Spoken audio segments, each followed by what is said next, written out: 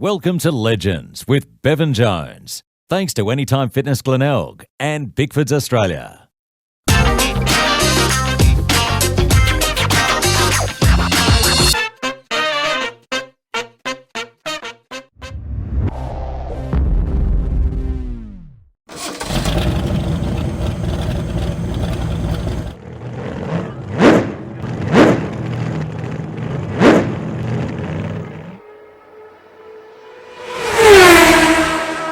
Welcome to another edition of Legends with Bevo, the show where we chat to past and present sports people, entertainment icons and those doing great things in the community. And the Superloop Adelaide 500 kicks off tomorrow. Super exciting. And even more exciting is the fact that I get to chat to one of the new drivers for Matt Stone Racing. He's from Kelly Racing last year. He was the 2016 Dunlop Super Series 2 winning driver as well. Bit of a mouthful. Garry Jacobson, great to have you on Legends with Bevo, mate. What an intro, Bevo. You got me pumped. Like, I'm not going to drive the car till Saturday. Like, I'm going to be pumped for 3 days now. Yeah, it's great to have you, mate. So talk to us through how you ended up at Matt Stone Racing and how you enjoyed last year with Kelly Racing. Oh, mate, that's a long story how I got here. I suppose it's 13 years in the making. I started racing go-karts when I was 13, and you go through all the categories you got to go through to get here. But possibly, my second year in the championship's my best chance yet to put in a good impression. Matt Stone Racing is an awesome team, They got that Red Bull 888 support, and they've got young drivers like me that are hungry. So, yeah, good atmosphere, good culture. The boys are great, and the girls in the office as well. Everybody's really hungry, and it's a new, fresh start. So we're looking forward to it. Yeah. And you'll be driving the Holden Commodore. It's a beautiful car right next to us, and number 35 that Todd Hazelwood did a great job of last year, of course. Unfortunately, he's moved teams now. So you've got a fair bit to live up to. You're excited, though, about the challenge of driving and this great car, the yellow and black. We'll talk about that afterwards with the Richmond support. But Don't get me started there, Richmond. We'll hold that thought with that one. But this year, what excites you about it? Yeah, look, in terms of Todd Hazelwood, we went toe-to-toe for years in Super 2, so very familiar with racing against Todd and racing against Matt Stone Racing as well. Like Super 2, I used to be in the Factory 4 team with Tickford, so I won the championship in 2016 and he won the championship in 2017. So yeah, familiar with racing with Todd, and I sort of know the team walking up and down pit lane, shaking each other's hands after wins and second places to one another. But this year's just all about learning the Holden, like Todd's still going to be in a Holden at BJR this year, but this is my first experience at racing a Holden, and actually could potentially be the last opportunity, maybe, in the light of the news that's come up recently. So, yeah, very proud to represent the red flag. Yeah, it's obviously been an amazing history with the Holden Commodore, and it is very sad to hear that news this week. But let's talk about the amazing history though behind the Holden Commodore, because South Australia Cup back in 2017, that sad news came out that they're no longer producing Holdens in South Australia, and then we heard this week about no longer doing it around the world. What's this mean to you, and your Holden story, I guess? Yeah, look, Holden's been part of V8 Supercar racing forever, and that's just the racing aspect, Anyone in your family's driven a Holden at some stage in their life. It's probably the first car some people have had and their first experience of getting out on the road, and it's such a prestigious brand, and anybody that knows Australian cars, they think of Holden and Ford and things like that. So I think the racing will always continue, and we're lucky to be able to be here, but I think the car and the people behind the brand that have been working there for years and years, I feel a little bit sad for them. You look at the pinnacle, like Mark Scaife, he was nearly in tears the other day just talking about how Holden might not be around anymore. So I'm sure, we'll live on and we'll learn about the industry as we keep working towards building cars in Australia. But a bit of a sad time, Yeah, let's hope they can go out on a winning note anyway this weekend in Adelaide. And we'll finish with a bang. Yes, exactly. Now, this is one thing I absolutely love, mate. We love hearing interesting stories. Now, I went on YouTube the other day and found out that you're actually a bus driver, and it's a family business that goes back to 1953. Talk to us through this and what you love most about it. And do the kids get stuck into you when you have a bingle, or you finish last, or something like that? Or I think I'm the first ever supercar driver that went to Winton Motor Raceway, raced a V8 Supercar in the morning, got a phone call from Dad saying he had some 6 staff members. They had reported a bit of a late one, that they were a bit too crook to drive the bus. Raced back, not raced or speeded or anything like that, but drove back from Winton Motor Raceway to Shepparton, where I'm from. picked up the kids in the afternoon once they finished school and took them home. So I went from doing like 260 k's an hour in the supercar to taking kids home in 40k school zones. Bit of a different speed comparison, but yeah, the local newspaper actually wrote about that one. It's been a bit of a laugh for a while. The kids are they're probably my most loyal fans. They're my biggest critics as well. If I don't win the race, they do let me know about it. If I do happen to win a race, they're the first to give me a high five. Monday morning, you come back, you travel Sunday night on the red-eye plane and you're waking up with the kids driving them to school. It's an awesome thing to do. I enjoy it, and it's just something different to give up and down pit lane, right? So. No, well done, mate. That's just so good. I love hearing stories like that. Yeah. And now let's talk about it. Yellow and black. You've got this yellow and black on your side. You're a big Tigers fan. Yeah. It's like the grand final. You got Richmond, and then you got the Giants. And you do. See, the yellow's above the Giants, so yeah, we came on top, right? Yeah. That's very, very clever. I feel like the Chimney in Adelaide. You probably wouldn't know about this. West End Chimney have this year's premiers, and then underneath it they have the runner-up. So it's a bit like that. So learning as we go. There you go. So were you there last year for the grand final when the Tigers knocked off the Giants? Yeah. You were there? Yep. Yeah, it was an awesome experience.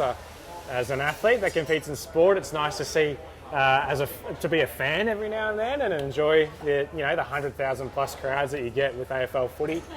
Richmond's on a bit of a roll at the moment, so I'm going to try and not rub it into the people that don't vote for Richmond. It's nothing worse when you've got someone that's going for a team that's on top at the moment, but maybe the Port Adelaide fans might be happy when we beat Adelaide. Yes. I'll leave it at that.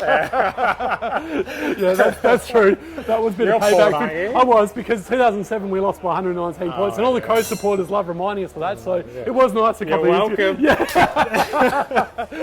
All right, I'll leave it there. We'll leave it there. We'll leave that one alone. Dangerous topic. Yeah, very much so. Yeah. Now, we all have a bit of banter, and I love speaking to sports stars and men and women and hearing some of the pranks that go on and some of the practical jokes. Does this sort of stuff happen as well within the motorsport side of things? Yeah. Particularly the training camps. So in the off-season, all your teammates, we all gather around and we go and travel somewhere and go and do a bit of bike riding, a bit of gym, maybe a beer or two because it's the off-season. And the latest prank would have been Chaz Mostert. Yeah, he when I was racing at Tickford for the Ford factory team, I found I was trained all day, young whippet, really trying to prove myself in the new team. And I woke up with toothpaste in my eyes and just a giggle, And so I was on the top bunk and he'd gone, he'd even gone through having just his phone and the torch, and he had toothpaste already and he was just like wiping it across my eyelashes. And it wasn't too funny at the time, but you laugh about it now. But just stuff like that. Like I had Andre Heimgartner as a teammate last year at Cali Racing, and he's what do you call it, vegan, or do you call it plant-based diet? I haven't figured it out yet, but we used to try and put a little bit of chicken in his salads and that. We're like, oh, you're not plant-based anymore, like, because he was so proud, like a year eating plant-based, and we'd ruined it with a bit of chicken in the bottom of the salad. So you better watch out for him. He might try and get you back on that one as well. So what about tuna? Chad? You can fit the tuna in too. Yeah. That's good. What about Chad? Are you going to try and get him back for that, or what's the plan? Chaz. Yeah, Chad. Sorry, yeah. Yeah. It's all heartless stuff. So you don't try and get him back on the track, but I'm sure there'll be a stage maybe behind the scenes. I'll have to come up with a devious plan. Maybe someone can put it in the comment section below, give me some ideas. Love that idea, yes, absolutely. Now, obviously, Scotty McLaughlin's won the last two. He's going for 3 in a row. It's never been done before in supercar history. Yeah. Which other drivers are the ones to watch out for this year, Garry? Yeah, well, at the start of the year, it's so hard to pick, isn't it? Because you have a lot of drivers changing teams at the moment, new drivers coming in, like rookies, Bryce Fullwood, who's just won Super 2. I'm sure he's high in confidence. I'm sure he'll be one to watch. But in terms of race winning, I think that you can't go past, Red Bull and Team Penske. Like, those are usually the guys that are going to be up the front. So you got your Shane, Jamie Whincup, Scotty Mack, Fabian Coulthard. But even us, we're a smaller team, but we're a proud team. Like, there's no reason why we can't have a crack. You never know.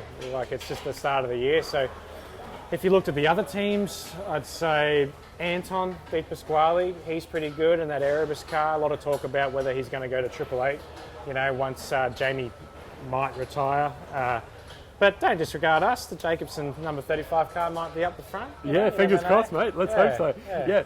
And this year there's got a bit more night racing happening. That's cool. Yeah. What's the difference between a night and a day racing? Learning when to drink the coffee.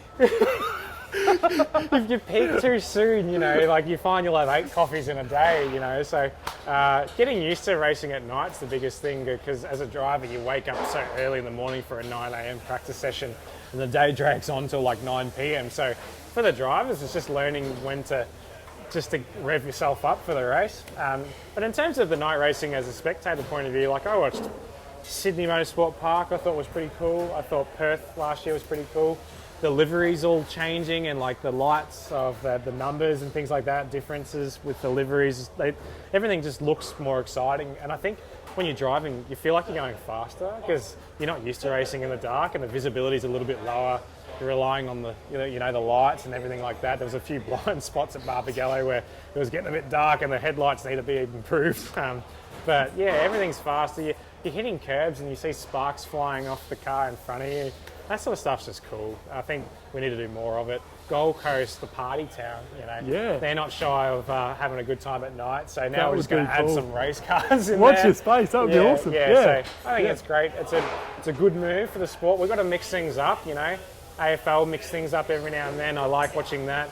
Supercars, we need to mix things up too and just keep the spectators guessing, I think it's good. I like it. Yeah. And we spoke about this off air as well. Last year you drove the Tail and Bend track for the very first time. Yeah. How does the Tail and Bend track differ to the Adelaide Super 500 track? It's just fast and flowing. So traditionally when you go to tracks in Europe, I raced, I think, 3 different tracks in Europe. Silverstone, I raced at Barcelona, or called Catalonia, and I also raced at Zandvoort in the Netherlands.